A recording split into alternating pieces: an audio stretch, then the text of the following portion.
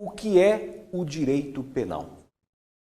O direito penal é o conjunto de princípios e normas jurídicas que tem por objeto o estudo do crime, da contravenção, da pena e da medida de segurança.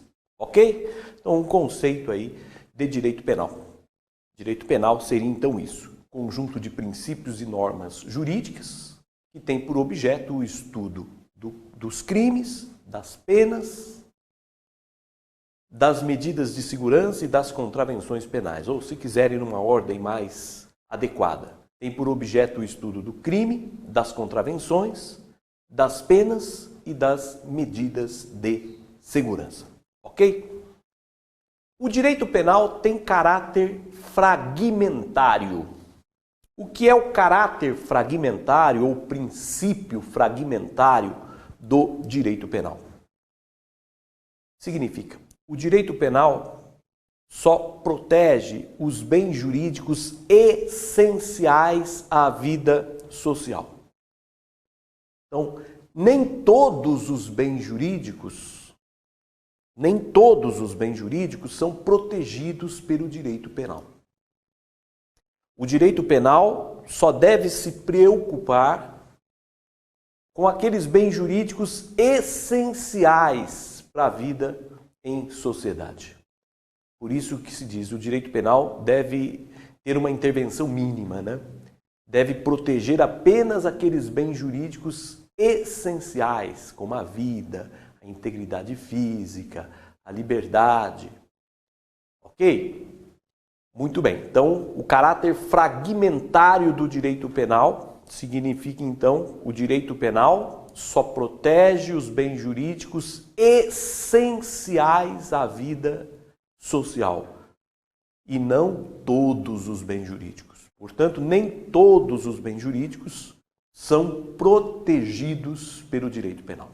Vale lembrar que bem jurídico é o direito protegido, tá? Bem jurídico é isso, é o direito protegido. Então, o direito penal só deve proteger aqueles direitos essenciais para a vida em sociedade. Ok? O direito penal tem também caráter sancionatório. O que é o caráter sancionatório do direito penal? Significa, caráter sancionatório é o seguinte, o direito penal complementa uma proteção que já é feita pelos outros ramos do direito. Então, caráter sancionatório é o caráter, grave essa palavra, complementar. O direito penal complementa uma proteção que já é feita por outros ramos do direito. Assim, por exemplo, o direito à vida é protegido pela Constituição Federal. Artigo 5º da Constituição protege o direito à vida. O Código Civil também protege o direito à vida ao prever indenizações para o caso de morte. Então, se alguém mata, essa pessoa vai ter que indenizar os familiares. Percebam que o direito à vida é protegido pela Constituição, é protegido pelo Código Civil e também é protegido pelo direito penal. Portanto, caráter sancionatório. O direito penal complementa uma proteção que já é feita pelos outros ramos do direito. Ok? Então, pega, por exemplo, o patrimônio. O patrimônio é protegido pelo Código Civil, né? Quando o Código Civil prevê os institutos da propriedade, da posse, e o direito penal também protege o patrimônio. Ok? Então, costuma-se dizer, o direito penal não tem caráter constitutivo. O que é o caráter constitutivo? Caráter constitutivo é o fato do direito penal proteger um determinado direito em primeira mão. Isto é, um direito que só é protegido pelo direito penal. Isso que seria o caráter constitutivo. Seria o direito penal tutelar, proteger direitos em primeira mão. Isto é, direitos protegidos apenas pelo direito penal. O direito penal não tem caráter constitutivo. Direito penal tem caráter sancionatório. Então, o caráter sancionatório, o direito que o direito penal protege, também é protegido por outros ramos do direito. Isso é o caráter sancionatório.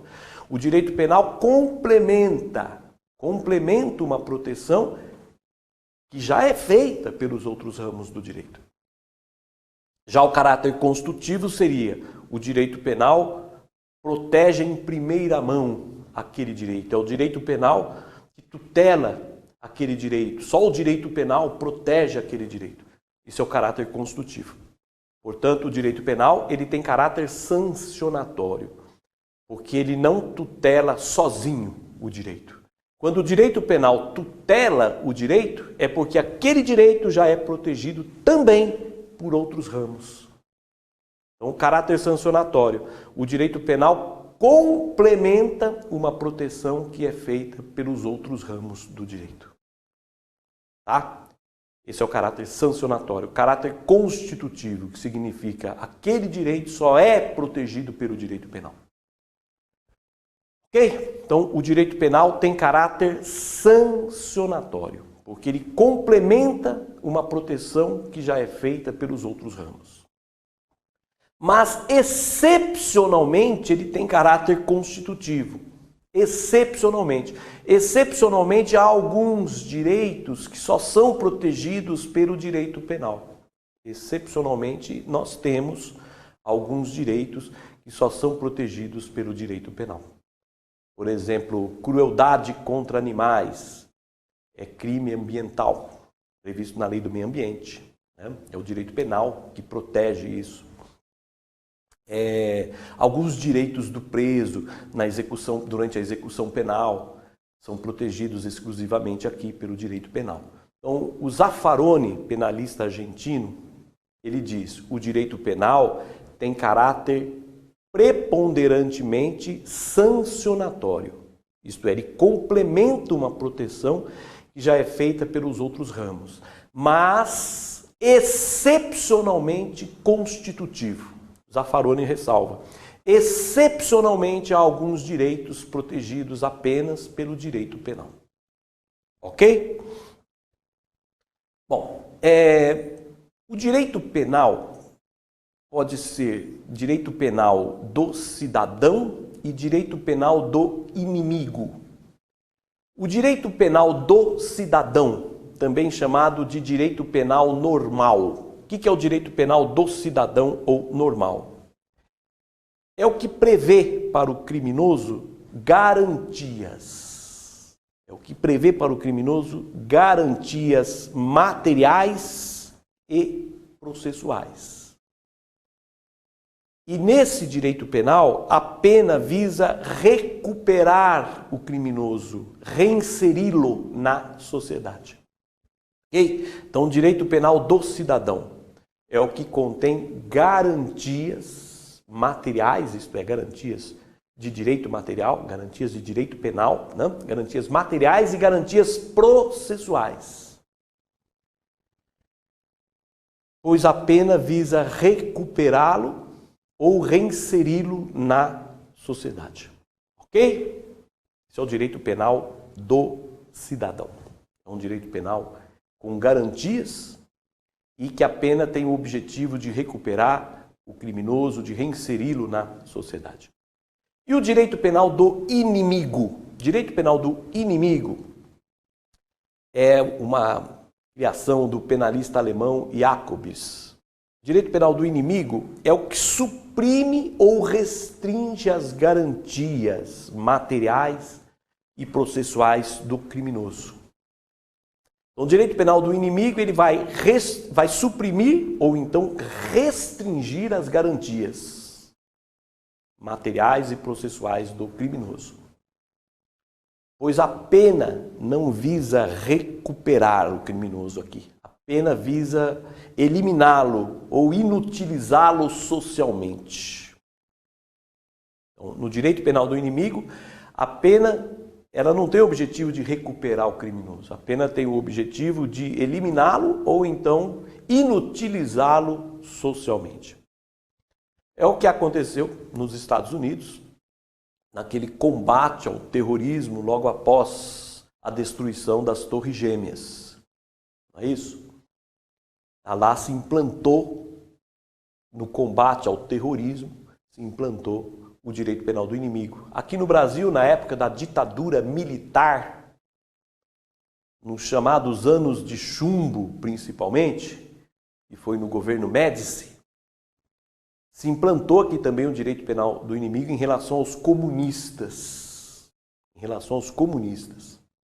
Então vejam, o direito penal do inimigo é aquele que suprime as garantias ou restringe as garantias materiais e processuais.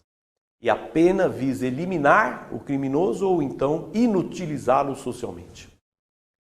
Já o direito penal do cidadão é aquele direito que prevê as garantias materiais, processuais, e a pena visa recuperá-lo, recuperar o criminoso, reinseri-lo na sociedade.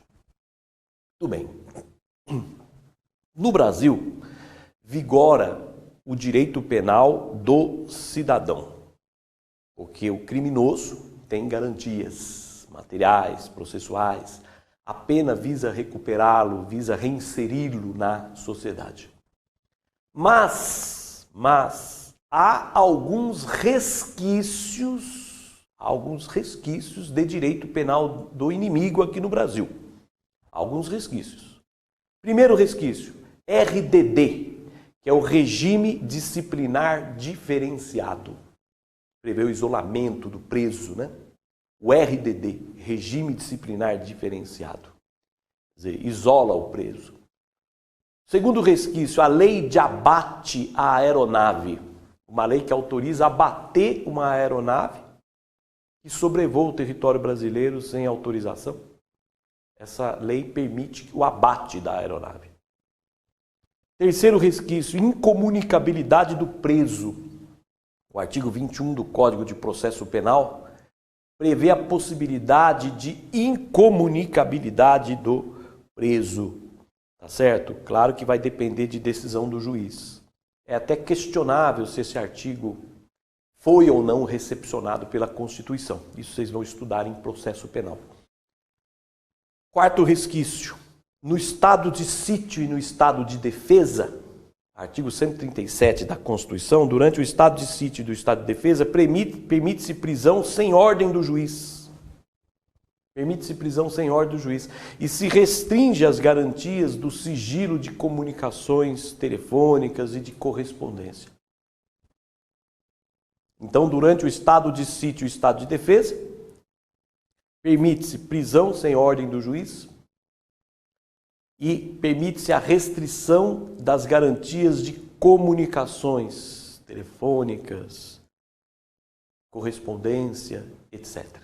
Portanto, alguns resquícios do direito penal do inimigo. Só relembrando então, primeiro resquício, RDD, Regime Disciplinar Diferenciado, que prevê o isolamento do preso.